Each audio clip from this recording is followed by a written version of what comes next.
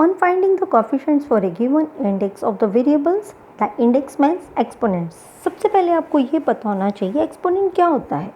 Exponent जो coefficients है वो क्या होता है, एक्सपोनेंट क्या होता है, वेरिएबल क्या होता है. कॉफिशेंट्स, कॉफिशेंट एक वेरिएबल होता है, एक क्या होता है कांस्टेंट. कांस्टेंट को हम क्या बोलते हैं, नंबर बोलते हैं. Like 1 2 3 up to so on negative are also the numbers. 2 by 3 rational numbers. Variables are changeable terms. According to variable, term will change. Value of the term will change. Like if we write it 7x, if x is 1, then 7 into 1 is 7. If x is 2, then 7 into 2 is 14. Value of the expression changes. It is known as the variable. If we combine both the like 7x number, now that is called 7 is called the coefficient of the variable x. Index is called the exponent.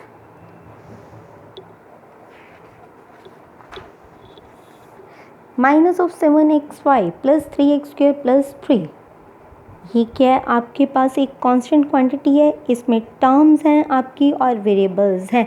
अगर plus science को हटा दिया जाए then these are the 3 terms. -7 of xy, 3x square as well as 3. These are the 3 terms. अब इसमें आपके variable xy हैं. xy का कॉफिशेंट कितना है, -7, और x स्क्वायर वेरिएबल है और इसका कॉफिशेंट क्या है, 3. स्टूडेंट्स आपको क्लियर हो गया होगा कॉफिशेंट्स क्या होते हैं और वेरिएबल क्या होते हैं. अब हम इससे रिलेटेड एग्जांपल्स को स्टार्ट करते हैं. Find the coefficient of x is the power n. x is the power n का क्या करना है, 10 का आपको कॉफिशेंट फाइंड करना है इस बायनोमियल एक्सपेंशन में. Given expansion is 2x square minus 3/x whole power 11. अब जनरल टर्म के साथ आप इसको कंपेयर करोगे तो आपके पास क्या है, x plus Y raise the power n. Power आपकी n होती है, फर्स्ट टर्म आपकी x है, सेकेंड टर्म क्या है, y. कंपेयर करने से आपके पास x, y और n की वैल्यू आ गई. General term t of r plus 1 है, NCR x raise the power n minus r, y raise the power r. इसमें हमने x की वैल्यू डाल देनी है, y की वैल्यू डाल देनी है. अब इसको सिंप्लीफाई करते हैं, 2 की पावर 11 माइनस r और x स्क्वायर की पावर, तो ये 2 इसके साथ क्या हो जाएगा, आपका मल्टीप्लाई हो जाएगा. 11 2 से 22 माइनस ऑफ 2r और ये x raise the power minus r है. बेस सेम है, पावर्स क्या हो गई, ऐड हो गई. तो ये 11 माइनस ऑफ 3r आ गया. अब आपके पास क्या करना है, वो टर्म जिसमें x रेज़ द पावर 10 आ रहा हो उसका कोफिशिएंट चाहिए आपको.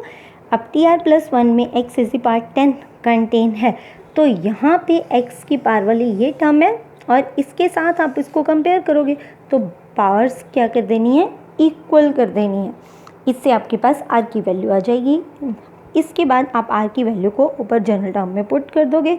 11cr 2 raise the power 11 minus r, 22 minus 3 into 4, ये क्या आ गया, x रेज़ द पावर 10. जो आपको चाहिए था वो आ गया वेरिएबल. अब इसके साथ जो टर्म लिखी हुई है ये आपका क्या हो गया, कोफिशिएंट हो गया. Coefficient of x is the power n is this.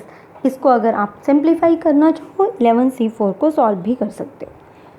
अब इसके बाद हम आते हैं term independent of the variable के ऊपर. इंडिपेंडेंट का मीनिंग क्या है कि जो पावर है वो वेरिएबल की वो क्या होनी चाहिए, आपकी 0 के इक्वल हो जाए.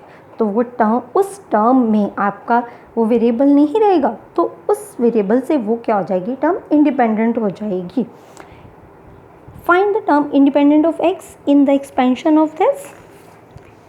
Given expansion is this. Firstly find the general term t of r plus 1 NCR x raise the power n minus r, y raise the power r by comparing x plus y raise the power n. Here x is equals to 10, x is 2x and y is minus 1/8. General term निकाल लेते हैं. अब आपको इसको separate करना है. पहले 2 raise the power x raise the power minus 1 raise the power x power r, ऊपर जाके क्या हो गया, माइनस ऑफ r. अब टर्म इंडिपेंडेंट निकालनी है तो जो x की पावर होगी उसको क्या कर देंगे, 0 के इक्वल इक्वेट कर देंगे. 10 इज इक्वल्स टू 2r, ये 2 उधर जाके डिवाइड हो गया, r की वैल्यू क्या आ गई, 5.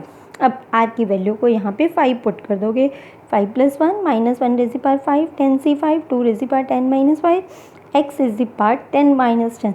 देखिए यहाँ पे आपके पास क्या आ गया, x raise power 0, anything power 0 is equals to 1। तो इस टर्म में आपकी x रेज़ वाली वैल्यू नहीं रही, तो ये टर्म क्या होगी, इंडिपेंडेंट ऑफ दैट वेरिएबल। अब 10c5 को सॉल्व कर लेंगे, 5 टाइम इसको खोल देना है 10 को और नीचे 5 का फैक्टोरियल लिख लेना है। इसको कटिंग किया, 5 × 2 = 10, 4 × 2 = 8 एंड 2 × 3 = 6। इसको मल्टीप्लाई करके क्या आ गया आपका 32, और ये 2 रेज़ पावर 5 से मल्टीप्लाई करके क्या आ गया 8064। एक और एग्जांपल देखते हैं इसकी। Find the coefficient of the term independent of x in the expansion of this. इसकी टर्म को अगर देखें तो ये बहुत ही टिपिकल सी टर्म है, तो इसको आपको पहले सिंप्लीफाई करना है, फॉर्मूला फॉर्म में कन्वर्ट करना है। अगर इसके डिनोमिनेटर को देखें फर्स्ट टर्म के, इसमें फ्रैक्शन 1/3 है, इसका मतलब इसको 1/3 फॉर्म में चेंज करना पड़ेगा न्यूमिनेटर को भी।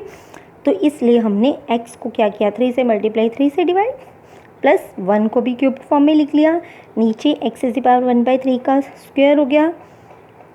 ये 1 की पावर कुछ भी लिख लो, 1 नहीं होता है। यहाँ पे आपकी आइडेंटिटी बन गई a³ + b, a + b, a² - ab + b²। तो ये टर्म आपकी यहाँ पे क्या हो गई, कैंसिल हो गई। ऐसे ही इस टर्म को देखिए, यहाँ पे स्क्वायर रूट है, बट यहाँ पे इस टर्म में पीछे 1 आ रहा है, तो इसलिए यहाँ से कॉमन निकालना है आपको पहले x की पावर 1/2 को।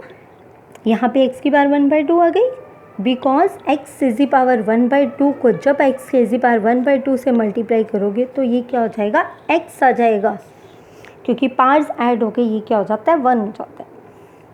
तो इसको a² - b² आइडेंटिटी लगा दी, ये कैंसिल हो गया, आपके पास ये रह गया। इसको अलग अलग कर लेते हैं।